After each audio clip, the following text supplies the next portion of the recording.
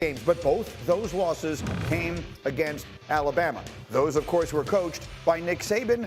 Kirby Smart struggling there. Since heading to Georgia, he's just 1-5 against Bama, by far his worst record against any team that he has faced. But as mentioned, it's no longer Saban. Kalen DeBoer now getting his first big test against number 2 Georgia. DeBoer enters with an impressive 12-2 record against ranked opponents in his coaching career. And as Greg McElroy and Heather Dinich get up with us here this morning, I feel the need to say this out loud. Heather, people are saying, how will DeBoer handle a big game? How will he handle a big game? I'm sorry, checks notes. He coached in the national championship game last year. So I get that things are different down there, but Heather, this is not like he's never coached in a big game before.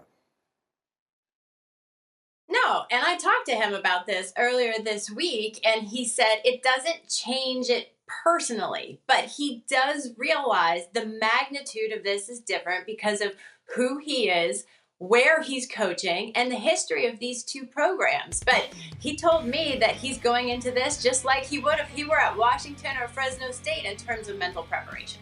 Well, look, I mean, the bottom line is they played a great Texas team and played a monster game last year in the semifinals. And then they struggled with Michigan, which everybody did. McElroy, let me come to you then.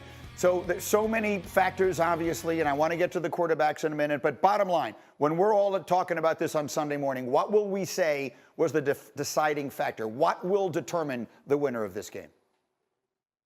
Well, Greeny, both teams are great on defense. So oftentimes when you see great defenses, you have to understand that you can't just methodically move your way down the field, like 3, 4, 5 yards in a cloud of dust.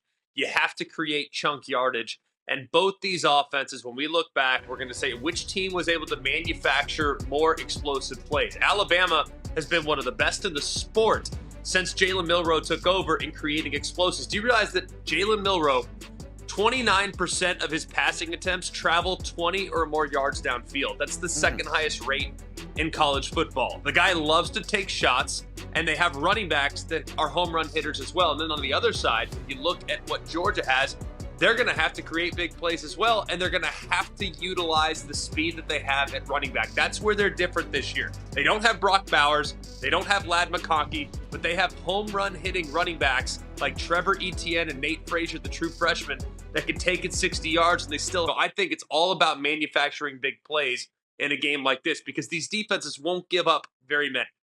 All right, well, this is the kind of game we'll be talking about a lot in April when we get to the draft. I host the First Draft podcast with Mellon Field now, Greg, and they were telling me, look, Carson Beck is a presumptive top 5 pick, maybe even number 1. They're telling me Milroe can play his way maybe into the top half of the first round with a big performance on Saturday night. Which quarterback do you think has the bigger night, taking into account the circumstances and the defenses, Beck or Milroe? Well, I think Carson Beck is so hard not to love. I mean, the guy is just outrageously accurate. It's totally understandable why you would look at him and say this guy is the most gifted thrower in college football at the moment. The thing is, it's recency bias now. Greedy, maybe the worst game of his career as far as seeing the field came just a couple weeks ago against Kentucky. Kentucky was able to confuse him. He left a lot of big plays on the field as a result. So I'm kind of looking for a bounce back performance from him. And I think they're kind of right with Jalen Milroe. There's something about his athleticism that makes him impossible to defend. And he's a lot like Lamar Jackson was in college football. I mean, very, very similar. Extremely underrated as a passer, especially on the downfield throws. You just can't tackle the guy. So while it was maybe a taboo a while back to think, oh, Lamar's just going to go into the NFL and run like crazy against these NFL defenses. Well, guess what? We've seen that happen now with Lamar. So it's not surprising for me to see draft analysts starting to come around on Jalen Milroe because the question is, can you get him to the ground? The answer for many is no. Heather, it's a new reality we live in now in this 12-team playoff world. So for the fans who aren't following the schedules and everything else, which of these teams can better afford to lose? I hate to view it from the negative, but which of these teams could sustain a loss in this game and maintain their chances better?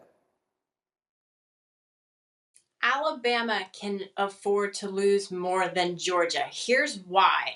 If Georgia loses, it still has to go on the road to Austin to play Texas, on the road to play Ole Miss.